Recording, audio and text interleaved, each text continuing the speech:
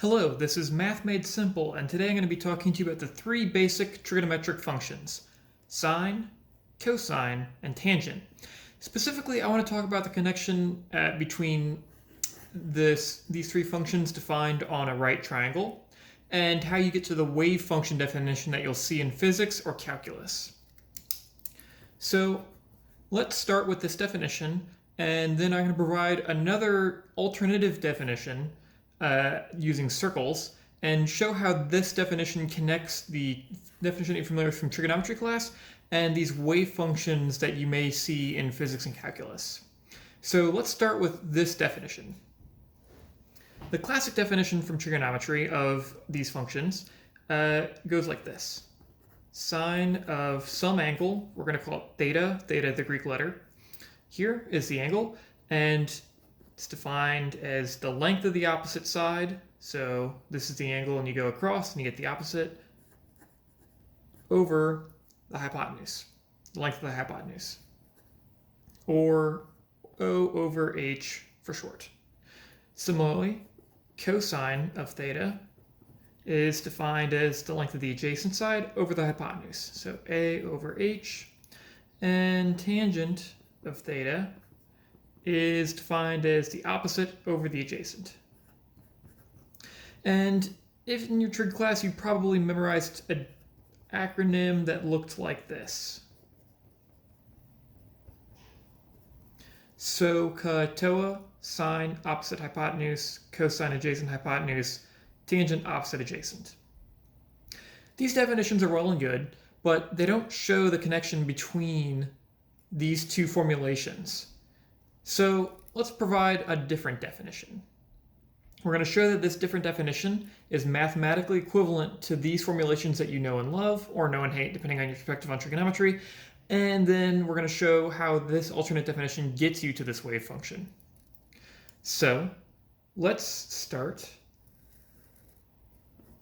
with the Cartesian plane. And the Cartesian plane is basically just a fancy word for a normal xy plane or xy plot. So x-axis, y-axis. Let's let this denote positive 1. This can denote negative 1. And roughly out here can denote positive 1 on the x-axis. And out here denotes negative 1 on the x-axis. And, okay, that's a little bit off, but, drawing a circle, connecting these, it's going to look somewhat like this, a little bit ugly, but whatever, we'll survive.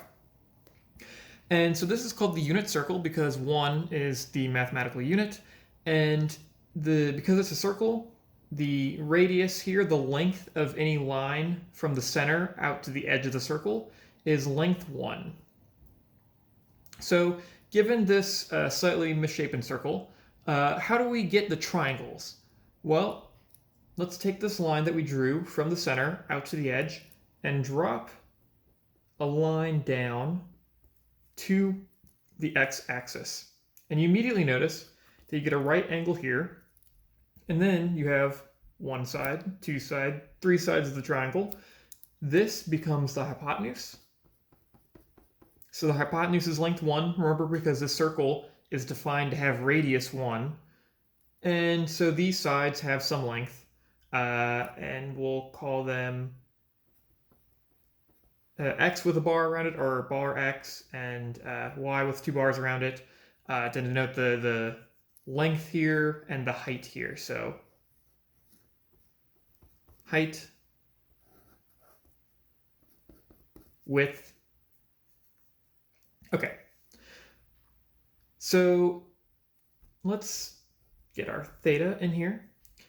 Now, you can calculate these if you're given theta just using, if you have certain properties in mind. So for instance, if theta is 45 degrees, or if you're more familiar with radians, so this is pi radians out here, and then pi over 2, and if this is 45 degrees, this would be pi over 4. But I prefer degrees. So we're going to keep talking about this in this way. So you've got this, and if this is 45 degrees, you know that length of x equals length of y, And you know from the Pythagorean theorem, so a squared plus b squared equals c squared, and you know how long this is, and you know that these are equal, and you can calculate that length of x equals length of y equals 1 over square root of 2. However, Pythagorean theorem aside, you can actually just define sine and cosine within this circle. And so the definition of sine in the unit circle is given by the height of this line that you've dropped down. And the cosine is defined as the length of this segment here. And the tangent is defined as y over x, or sine over cosine. And how do we get from this to this? Well, notice here that we have our angle theta, and so that makes this the opposite side, just as in this triangle. All we've done is flip the orientation. And that makes this the adjacent, and we already know that this is the hypotenuse. Well, the length of the opposite side is very clearly given by this height. So we have the opposite equals y, and the hypotenuse we know is length 1 because we've defined the triangle in such a way that it is length 1. And so if you do sine of theta equals y over 1, or opposite over hypotenuse, these are equivalent because anything divided by 1 is just itself. So this definition is equivalent. Similarly, adjacent over hypotenuse, this is the adjacent side. This is x, length of x. This is just 1, so x over 1 is just the x again. And so this cosine definition is again equivalent to this cosine definition that you're familiar with. And opposite over adjacent. Well, this is the opposite, and this is the adjacent. Yx, also sine over cosine. So all of these definitions are equivalent to each other. Well, specifically this sine definition and the sine definition are equivalent, and so on and so forth. So we know that the unit circle and trig in the unit circle, trigonometry in the unit circle, works exactly the same way as trigonometry that you learned with SOH-CAH-TOA. But we can use the unit circle definition of these trig functions to get to these wave functions. So let's take, for now, just the top quarter. And again, this should be circular, but it's a little bit off. It's fine. We're going to pick some small angle. Let's call it theta 1. And let's look at what we get. So in terms of height, this height's pretty small. So for theta 1, we can draw the height. Let's draw it just as this bar here coming up off this line. And then let's make a slightly bigger angle, theta 2, and look, our height has increased. So we can draw another bar that's slightly taller. And then we increase the angle again to theta 3, and we get a slightly taller bar. And then when it's at 90 degrees, we get the tallest bar that it's ever going to get. Because remember, at 90 degrees, you can't get any higher than this. And then as we go past 90 degrees, actually this bar is going to shrink. And then if we go here, this hypothetical angle, we get a slightly shorter bar. We go here, get a slightly shorter bar. And then when we get back to 180 degrees, there's no height again. But if we get to 181 degrees or 190 or 200 degrees, we see that the height becomes negative. So we can draw a bar here. And then as we get to here, that negative height increases a little bit. And as we get here, it increases a little bit more.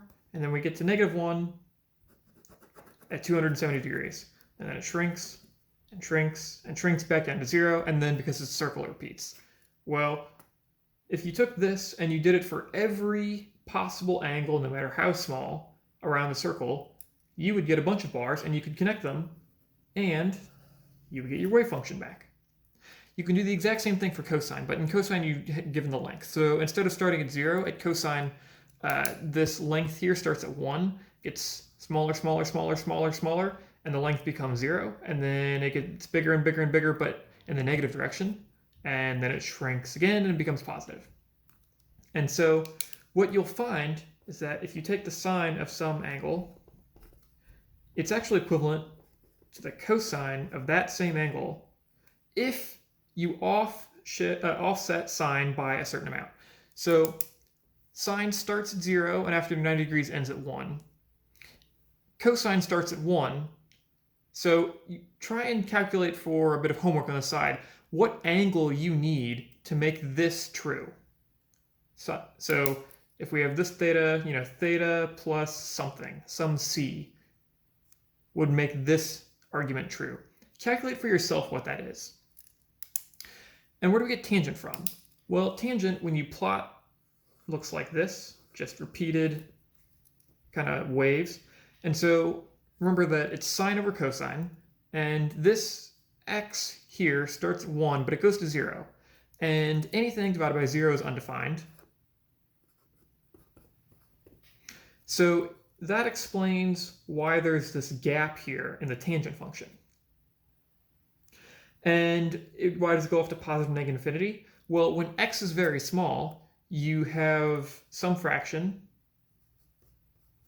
and the denominator is small. So for instance, if we do 1 over 0.1, we get 10, and 1 over 0.01, we get 100. So the denominator gets smaller, the entire fraction gets bigger. And so as this x coordinate goes really close to 0, this goes off to either positive or negative infinity, depending on whether y is positive or negative, or the sine is positive or negative.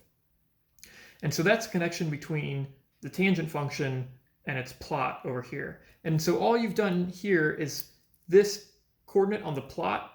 Here it's defined as sine of x, but really it's sine of theta. And so this is 0 degrees, and this is 90 degrees, and this is 180 degrees, and this is 270 degrees, and 360 degrees. And then it can either repeat or you can just keep adding. So in this case, if you went all the way back to 90 degrees after going around once, so sine of 90 plus 360 would get you back around to here, and so on and so forth. And so it just repeats. It's a periodic function. So, in summary, triangles, you can define in terms of SOH-CAH-TOA. You take the triangle and you shrink it down and you put it into a circle, and you get the unit circle definition of trigonometry.